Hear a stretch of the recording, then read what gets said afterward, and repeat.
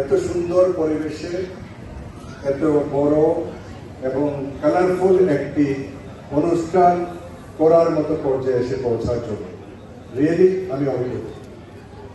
আসলে আজকে দিনটি, আজকে যুগটি,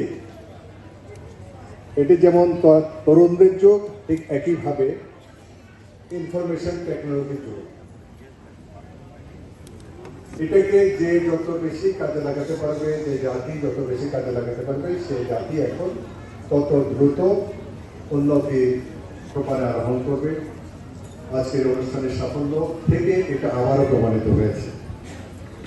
জাতির জনক বঙ্গবন্ধু শেখ মুজিবুর রহমান জীবনে দীর্ঘ সময় সংগ্রাম করে বাংলাদেশ সৃষ্টি করেছিলেন এদেশের মানুষের রাজনৈতিক, সামাজিক, অর্থনৈতিক এবং বুদ্ধিবৃত্তিক স্বাধীনতার জন্য। তার কন্যা জননেত্রী শেখ হাসিনা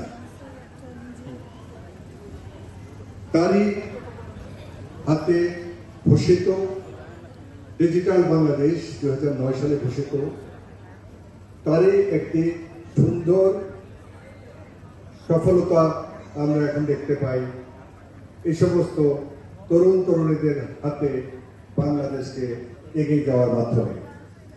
আজকে চলছে বাংলাদেশে স্মার্ট বাংলাদেশের যুগ। আমরা আরেকটি ধাপ অতিক্রম করছি। আসলে আজকের দিনে রাজনীতি আমার কাছে মনে হয়, আমি কিছুদিন আগে আরেকটি অনুষ্ঠানে গিয়েছিলাম, নিজে বলার মতো একটি গল্প ফাউন্ডেশন, সেখানে গিয়েও আমি অভিভূত হয়েছি। আমাকে মনে হয়েছে অনেক প্রাচীন পন্থী একজন মানুষ। আসলে আমরা তাই, আমরা স্বপ্ন দেখেছি, কিন্তু স্বপ্ন বাস্তবায়নের জন্য আমরা কোনো রাস্তা দেখাতে পারিনি। আমি আমার জীবনের কথাই ধরি। আমি ছোটবেলা থেকে ছাত্র রাজনীতি করেছি, তারপর একসময় বিসিএস প্রশাসন ক্যাডারে যোগদান করেছি, মাঝপথে উপসচিব হিসাবে চাকরি ছেড়ে দিয়েছি, আবারও রাজনীতিতে এসেছি, ব্যবসা বাণিজ্য করছি। আসলে আমাদের জেনারেশনটা আমরা সবসময় নিজেকে নিয়েই বেশি ব্যস্ত ছিলাম বলে আমার কাছে মনে হয়েছে। কিন্তু রনিদের সফলতা দেখে মনে হয়েছে আমাদের আরো অনেক কিছু করার ছিল, যেটা আমরা করতে ব্যর্থ হয়েছি। আমাদের সামনে কিন্তু তখন তেমন আলো কেউ দেখাতে পারেনি।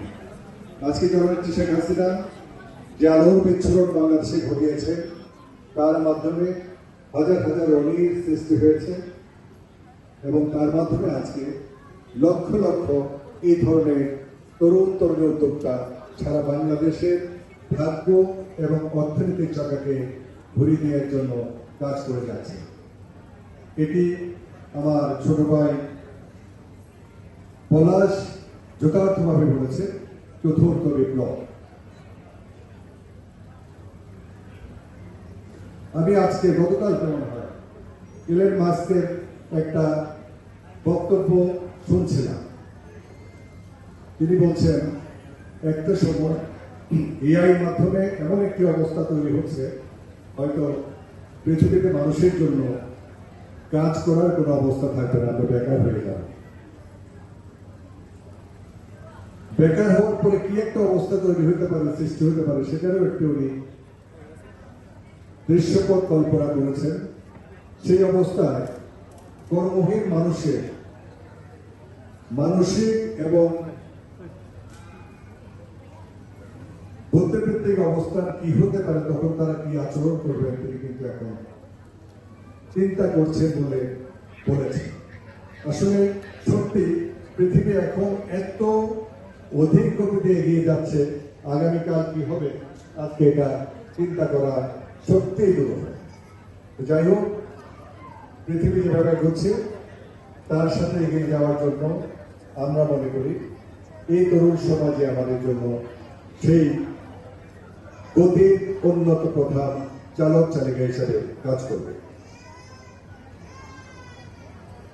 আজকে আমরা বিভিন্ন সময় রাজনীতির মাঠে গিয়ে যে জিনিসটি আমি সবচেয়ে বেশি উপলব্ধি করি সেটি হচ্ছে আমাদের কাছে দাবি আসে রাস্তাঘাট ব্রিজ কালভার্ট। কিন্তু আমি প্রত্যেকটা বক্তৃতায় প্রত্যেকটা আলোচনায় আমি যে কথাটি বলি, আমার কাছে সেই সমস্যাগুলো এখন সমস্যা মনে হয় না, কারণ এটা ক্রমান্বয়ে হয়ে যাচ্ছে এবং হয়ে যাবে। হয়তো আগামী 5 বছর 7 বছর পরে দাবি করার মতো আর রাস্তা বাংলাদেশে অবশিষ্ট থাকবে না। কিন্তু যেই জিনিসটার জন্য আমি খুব বেশি চিন্তিত ছিলাম নির্বাচনের আগে, বিশেষ করে এই হাজার হাজার উজ্জ্বল তরুণের ভবিষ্যৎ কি হবে।